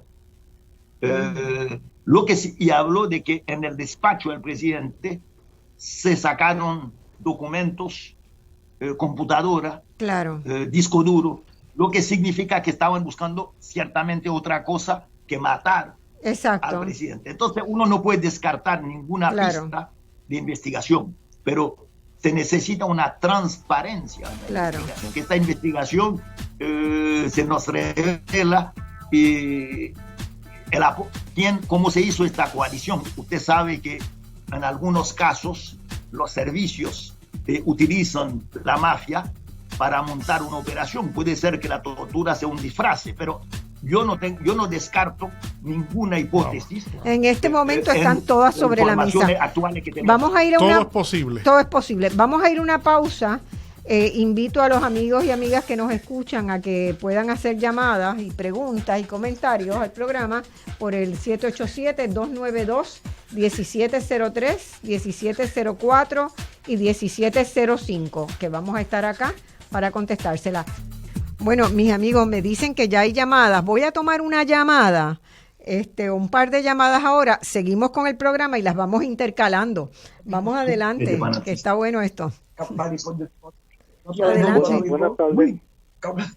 Sí, ¿quién nos llama? Habla Rivera de la calle. Rivera. Un saludo a todos y al conferenciante. Gracias. Mire, yo he estado siempre pendiente de esos temas militares y yo he visto que han surgido grupos mercenarios desde la época, bueno, desde los tiempos de Roma, pero desde que hubo muchos movimientos de liberación en África, como en Angola, Mozambique, Rodesia, Sudáfrica, surgieron muchos grupos mercenarios, incluso hasta tenían una revista, Soldier of Fortune, donde reclutaban mercenarios. Allá en la guerra de Irak y en Afganistán, ahora mismo lo que hay son mercenarios porque las tropas americanas las sacaron. Exacto. Porque no tienen la capacidad para sostener una guerra de contraguerrillas que ya lleva 40 años en Afganistán. Y en Irak, pues, también ha sido una derrota de los americanos, pero entonces he visto también que hay muchas milicias en Estados Unidos que son grupos privados armados que Donald Trump los quiso utilizar también para dar un golpe de Estado. O sea, y en las propias narices de Estados Unidos estamos viendo esas milicias privadas de grupos armados que ensayan hasta cómo dar un golpe de Estado, y que hay grupos mercenarios que han estado usando contra el presidente de Venezuela. Ayer estaban diciendo en la prensa, en Telesur, que habían capturado a 3 paramilitares colombianos que estaban en otro complot para asesinar al presidente, aparte de ya los 3 o 4 intentos de hacer lo mismo en Venezuela. Y esto que hicieron ahora en Haití, eso es ya una cosa diaria de Estados Unidos, que no acaba de controlar a esos grupos mercenarios y a esos grupos de milicias privadas que están intentando dar un golpe de Estado en Estados Unidos, como también dan golpes de Estado en otros países, y hasta los usan como pantalla para tumbar gobiernos, siendo entidades entre comillas privadas, pero que Estados Unidos también sabe todo lo que ellos hacen y hasta los controlan. Así que ellos que se quiten la máscara y que la gente sepa que aquí hasta el gobierno de Estados Unidos tiene que estar implicado en esto, porque ellos saben a través de los servicios de inteligencia cuáles son esas compañías privadas de mercenarios y todas las cosas que hacen. Todo eso para mí es un complot de Estados Unidos para asesinar al presidente de Haití y para robar documentos que comprometen a algunas personas sobre cosas indebidas que estaban haciendo. Gracias, y lo sigo escuchando. Puede ser. Carlos. Muy brevemente, para seguir en la línea, pero hay que recordar que el tema de los ejércitos y las tropas proxy se ha convertido en un asunto muy importante en Estados Unidos desde la guerra de Vietnam. Viene habiendo una crítica muy fuerte y un rechazo muy fuerte a la muerte de estadounidenses en estos conflictos. Y ha tenido un costo político. Y para entonces evitar ese costo político, crecientemente se están utilizando desde hace ya varias décadas esos ejércitos proxy a través de estas compañías, que es privatizar la guerra, igualmente como también utilizar adiestramiento de otros sectores que han combatido, como lo fue Osama Bin Laden, que fue adiestrado por los propios organismos de seguridad de Estados Unidos. Eso es un problema que va a haber que discutir en otro momento, porque pues, geopolíticamente se convierte en un asunto muy delicado para Estados Unidos. Y así mismo lo ha dicho el presidente Putin. Putin ha dicho varias veces, dice, el problema que tiene Estados Unidos es que ya no tiene gente que quiera luchar de corazón por el país, ¿no? Claro. Y eso es muy fuerte. Pero el problema no es ese, el problema es que Estados Unidos sigue sosteniendo la industria de armamento por supuesto. como una Sí, de las principales sí. industrias, vamos a tenerlo Sí, claro. sí, Y además los presupuestos que se come la industria Sí. de producir armamento necesita generar guerras, golpes de estado, matanzas, porque si no, no se venden armas. Se acumulan, pero no se usan, hay que usarlas. ¿Entiendes? O sea, esto es desde el punto, ¿verdad? Desde una mirada de economista, bueno, tú estás generando la demanda para la oferta que tienes capacidad de poner en el mercado, ¿verdad? Entonces, ¿qué pasa con las armas? Hay una sobreoferta de armas porque la industria armamenticia de los Estados Unidos sigue creciendo, siguen vendiendo armas viejas a cualquier parte del mundo que las compre y hay que generar una demanda para las armas. Hay que matar con esas armas, si no, no se venden. Franz. Yo quiero hacerle una pregunta Sí, a pero Franz también. yo voy a empezar con una anécdota. Hace años atrás, yo estaba haciendo un documental sobre François Duvalier y nos caímos sobre unas informaciones y tuve que interrogar un ex ministro del Interior de Duvalier. Era acerca de barcos que de Jean-Claude Duvalier, perdóname, eran durante la época de la Contra en Nicaragua. Y nos encontramos que Haití había comprado a España unos barcos ultramodernos.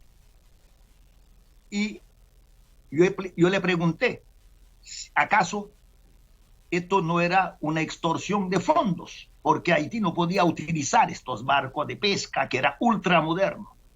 Y candidamente él me contestó, usted está totalmente equivocado. Esto es una operación que hicimos con la CIA para alimentar las contras de armas, porque no se podía vender de Estados Unidos directamente armamento a las contras.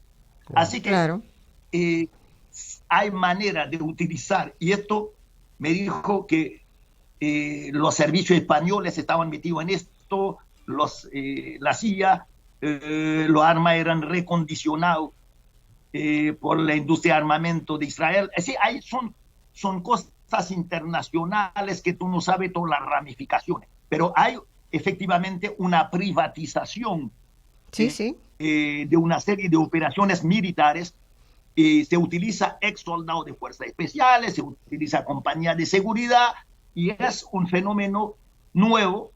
Tú decías ahora que efectivamente la guerra patriótica, en el sentido de que hay que convencer a la gente que van a pelear para la patria, esto ya no existe. Eso no existe más. No existe. Eso colapsó. Eso colapsó. Las guerras son un mercado para la venta de armas. Vamos a tener clarito el presidente, eso. Usted se acuerda de la declaración de el último general que dirigió Estados Unidos, el presidente Eisenhower, que decía al final de su mandato que la gran amenaza para la democracia americana era la industria militar o industrial, porque yo creo que opera a dos Totalmente. opera a nivel de armas estratégicas, por eso que tiene que tener enemigos, China, Estados Unidos y Rusia, porque son los únicos que tú puedes explicar por qué tú desarrollas tipo de armamento, aviones especiales, que son el costo real, pero también hay la guerra de bajo nivel, donde se interviene en Irak, en Afganistán, y se gasta miles de trillones de dólares, y que se necesita estas guerras, porque si no, no se puede legitimar esta industria armamentista. Y ahora hay que privatizarlo porque lo vemos y todos los países productores de armamento. Lo vemos con los rusos que reciclan en guerra en Libia, no se usa no el ejército, sino milicias. Lo vemos con Turquía, que utiliza milicias de Siria para intervenir en Libia. Lo vemos con Estados Unidos. En todas partes. Es que el mundo se ha vuelto un polvorín, el mundo. Y la única razón para eso es la industria de armas de Estados Unidos que necesita colocarse en el mercado internacional. No hay otra. Si Estados Unidos utilizara toda esa capacidad tecnológica para producir sistemas de biorremediación y limpiar los ríos contaminados en el mundo, para desarrollar formas para darle vivienda a las millones de miles de millones de personas que no tienen vivienda, si usara esos recursos para asegurarle salud, asegurar educación, el mundo sería otro. Pero el hecho de que la industria armamenticia de Estados Unidos es tan importante, tiene a todo el mundo pulverizado. Y otro elemento importante, por ejemplo, después del terremoto, la Fundación Clinton tuvo que gestionar todos los fondos para Haití. Hubo una propuesta de parte de 700 científicos, intelectuales, economistas haitianos. Elaboramos un programa para decir, aquí está un libro blanco sobre lo que tenía que hacer, desde reforzar pequeñas, medianas industrias, desarrollar comunidades.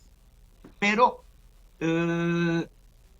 apenas un mes después de las propuestas que se hizo, se reemplazó por la Fundación Clinton. Ahora, uno ve, la Cruz Roja Americana recibió 600 millones. Son los ciudadanos norteamericanos que dieron este dinero y construyó 60 casas, pero pagó deudas, pagó otra cosa. Uno ve que aparentemente que hubo 10,000 millones. ¿Acaso el hecho de que la Fundación Clinton tenía que gestionar estos fondos tenía que ver con la candidatura próxima de Hillary Clinton? Yo no tengo todos los elementos, pero uno puede preguntarse. Alguien que tenía ahí tuvo que decir, alguien que estaba ahí tuvo que decir que él era universitario haitiano, participó en una parte de esta comisión. Dijo, cuando en Canadá, es un matemático, dijo, cuando en Canadá yo tengo que presentar un proyecto de financiamiento para una investigación, me piden 60 y pico de páginas, me piden explicaciones para recibir $30,000 de fondos. Ahora he visto acordar 47 millones, 50 millones a cualquiera. Así que yo terminaría para decir, la catástrofe humanitaria que vive Haití es igual que la catástrofe militar. Es decir, son oportunidades para efectivamente manejar fondos millonarios en nombre del pueblo haitiano, que nunca vio que un centavo sobre cada $100. Franz, hay una pregunta que yo quisiera hacerte y es relacionado con el tema del extractivismo y de los minerales. Yo he leído algunos informes que señalan que en los últimos años, particularmente la gestión del binomio, porque es que es un binomio Martinelli-Moïse, ¿verdad? Es un binomio político, se concedieron muchas licencias de extracción de distintos minerales en Haití, y que además hay un vigoroso movimiento comunitario que está causando muchos problemas porque se oponen a la degradación ambiental que implica la extracción en un país que ya tiene también un golpe serio con el tema ambiental. Si nos puedes hablar algo sobre eso, por favor. Porque alguien se ha hablado de esto, pero no hay detalle sobre si existe o no minería de oro. Sabemos que hay una experiencia en la República Dominicana donde hay una industria de extractiva que de hecho no es de muy beneficio para el pueblo dominicano. Sabemos que este tipo de industria sería una catástrofe, a mi entender, para Haití. Pero yo no sé si esto fuera el motivo de esta fuerte presencia. Creo que, mi entender, de que la crisis humanitaria, esta catástrofe, producen de parte de los estados, efectivamente, recaudación de miles de millones, a veces de dólares, para supuestamente resolver los problemas de la pobreza, los problemas humanitarios. En el hecho, porque la catástrofe humanitaria, lo mismo que en situaciones de guerra, permite a organismos, fundaciones, de recaudar cerca el público, y esto lo hacen miles de millones, pero como he dicho, la Cruz Roja Americana recaudó en nombre de Haití $600 millones, y yo fui a visitar el lugar y no crearon más que 60 habitaciones que incluso no están, la gente no siquiera los ocupa. Así que creo que el gran dilema, Marcia lo señaló, hay necesidad frente a los cambios climáticos, y Puerto Rico lo ve a su escala, después de María, ¿no? Que vamos a vivir, y nosotros que vivimos ahora, yo vivo ahora en Montreal, en la parte más nórdica, y estamos viendo la consecuencia, con olas de calor, en cierta zona de Canadá hubo 47 grados de calor, lo vemos con una serie de desastre ecológico, con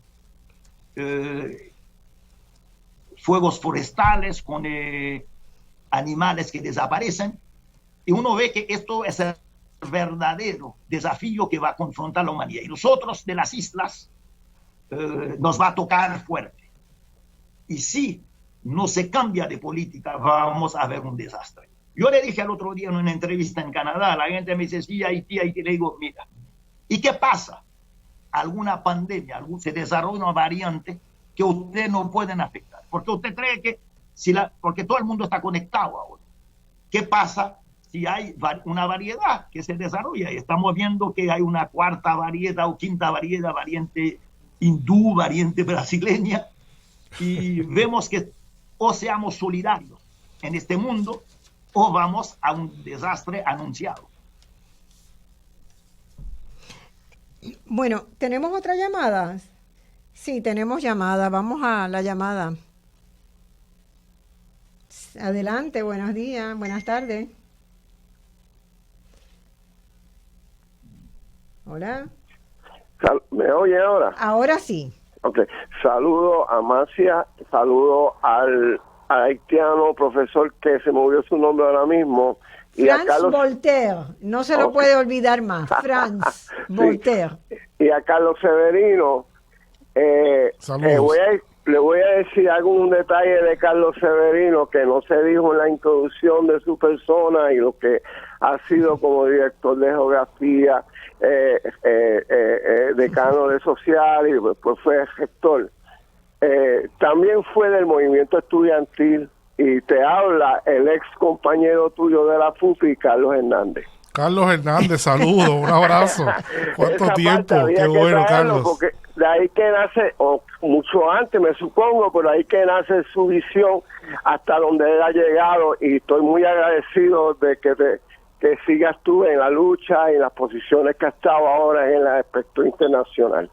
Gracias, Carlos. Te traigo este punto, voy a ser breve porque sé que el tiempo sí, corre. Que estamos ya estamos para... Sí, yo digo que esas empresas esa empresa que hay en Florida, más Colombia, que los alimentan, yo llamaría eso como la Escuela de América en el siglo XXI, porque tenemos también a oligarquía de Perú que tienen aguantado las elecciones, y es parte de crear una guerra en Perú, y es yo diría que hay maniobras de escuelas de enseñar a hacer todo lo que se está haciendo actualmente, tanto el imperio, que yo diría, y la hegemonía, que ellos están perdiendo su fuerza y se vuelven más fascistas, aunque fascistas han sido siempre. Ese es el punto que yo puedo ver. Y lo otro que quiero preguntar, que lo que se ha dicho recientemente de Haití es que va a ir la CIA y va a ir el FBI para investigar, pero eso yo diría a los cabros velando a la lechuga, porque yo no veo qué van a hacer ellos allí, sino tergiversar la realidad. Eso es lo que quería decir, y saludo de nuevo, Carlos. Carlos, sí, me dejas tu teléfono ahí, que he perdido contacto contigo. Saludos, qué bueno escucharte. Déjaselo al control. Al control. Hombre, saludos, gracias. Vale. Un abrazo. Bueno, yo no quiero terminar el programa sin leer 2 parrafitos que copié de la conversación con con Jean Casimir ayer, porque me parece muy interesante, Franz. Anoche tú y yo lo comentamos un poco, pero Jean Casimir es un antropólogo muy reconocido, ¿verdad? Con muchos trabajos publicados, libros claves sobre Haití. Y además fue funcionario de Naciones Unidas, de la CEPAL, durante mucho tiempo estuvo al frente de la Oficina del Caribe de la CEPAL, fue canciller en el primer gobierno de Aristide, primero había sido embajador en Estados Unidos y luego canciller. Es una persona que conoce bien Puerto Rico, también lo hemos tenido en varias ocasiones acá, y ya me decía lo siguiente, y leo textualmente: hay que buscar en el círculo del nuevo presidente para ver quiénes pueden estar detrás del asesinato de Moïse. Creo que esto es cosa de mafia entre cuates, que se ha ido hilvanando para asegurar un candidato, ¿verdad? El que nombraron a la presidencia. Creo que la población general de Haití hoy está concientizada y es capaz de parar el país. No acepta más el neoliberalismo. La cucaracha, no pudiendo comer del plato, lo echa a perder.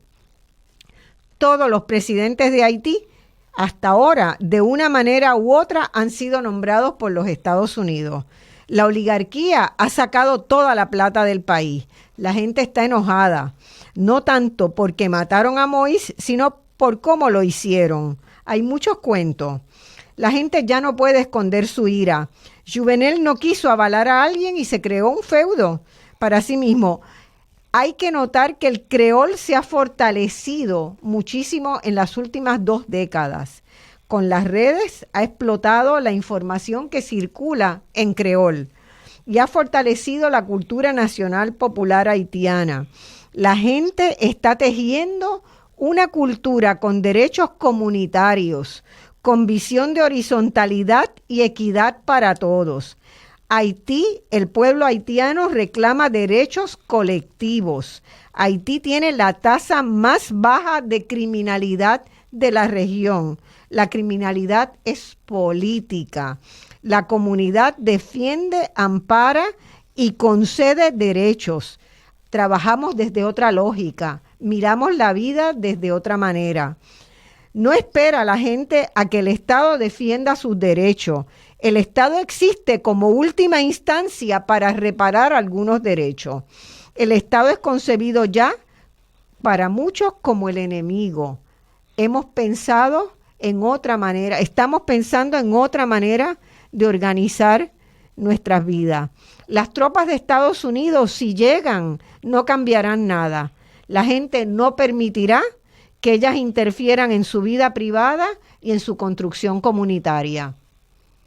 Antes de que Franz, quiero, junto con eso, hay una pregunta que me hacen aquí por texto del amigo Salvador de la Cruz, que se puede unir a ese comentario.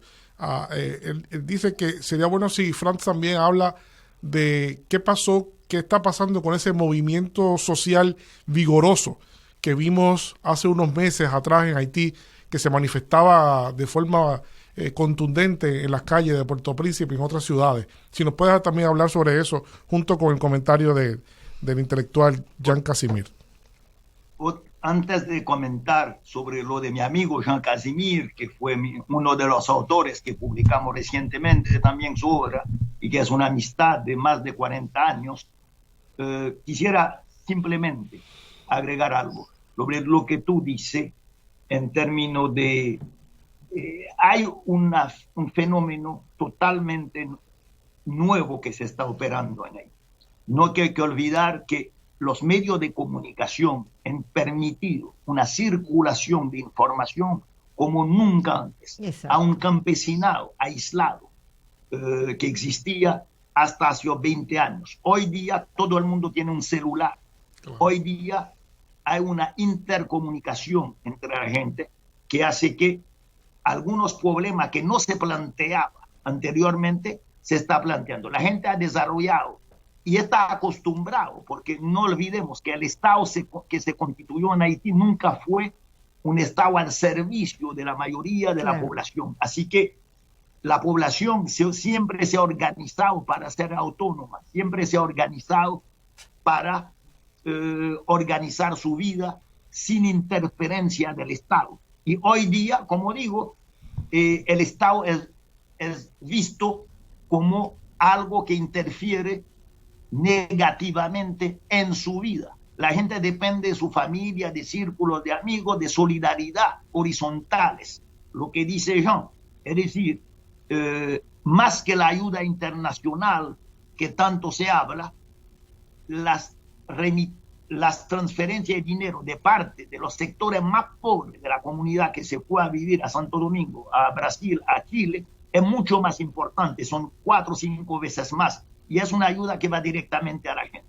Ahora, tampoco se puede decir, yo creo que es necesario, que este Estado no es necesario que redefinir las misiones del Estado. Ahora, Jovenel Moïse, para mi entender, es la última experiencia de un Estado antipopular, de un Estado cuya misión fue siempre mantener un orden que además los Estados Unidos reforzaron a partir de su primera intervención en 1915. Y hay que acordarse que la creación del ejército haitiano fue creación de Estados Unidos. La creación de estas instituciones que aparecen como modernas fueron creación en parte de Estados Unidos. Ahora, estamos frente a una redefinición de todo, a una participación. El movimiento popular que se inició, además, para responder a tu pregunta, Carlos, que fue lo que se llama los Petro Challengers a principio. Es decir, durante el gobierno de Hugo Chávez hubo una ayuda particular. Se vendía el Estado venezolano el petróleo a un precio subvencionado, que el Estado, que Haití tenía que reembolsar sin intereses mucho más tarde. Ahora, este dinero a la muerte de Chávez fue desviado por los dirigentes haitianos. Y entonces hay un movimiento popular que emerge que dice, se llaman Petro Challengers, que piden exigencias y que se explican cómo fueron utilizados estos fondos. Entonces creo que hay una cosa súper interesante, porque se demora más tiempo un movimiento pacífico que se da en todo el país de exigencias de transparencia. Y si no hay, como fue la última elección, la gente no vota. Y esta cosa se hace que tenemos gobiernos títeres que nombran, pero que no pueden gobernar, que no tienen ninguna legitimidad. Y además el patrón no lo deja gobernar. Con esto termino. Durante la primera ocupación hubo un presidente haitiano, se llama Luis Bondo, que dijo a los americanos: quiero una colaboración franca, transparente y leal. Y el representante de Estados Unidos dice: aquí no existe esto, somos nosotros que dictamos y damos las órdenes. Entonces uno se da cuenta de que lo que incluso yo decía que el ex embajador americano Peter Mulroney fue embajador en Haití entre 2015 y 2017. Franz, no sé lamento interrumpirte, pero se nos ha acabado el tiempo ya del control mezclado. Gracias, Franz, ha sido muy valiosa. Muy valiosa, y gracias, Carlos, por estar acá. Hay muchos mensajes en el Facebook Live, y hay un saludo muy especial para ti, Franz, de Carlos Rivera Lugo. Son mis amigos de siempre. Son mis amigos de siempre desde Chile, yo creo, ¿verdad? Bueno, mucho. Y quiero agradecer también la compañía de Isel, mi nieta, que está con nosotros aquí en Voz Alternativa hoy. Saludos, Isel, ven acá, acércate aquí y mándale un saludo a toda la gente. Va a ser la próxima. Acá ella ya está aprendiendo su oficio. Bueno, hasta el próximo domingo. Esto ha sido Voz Alternativa. Muchas gracias. Gracias.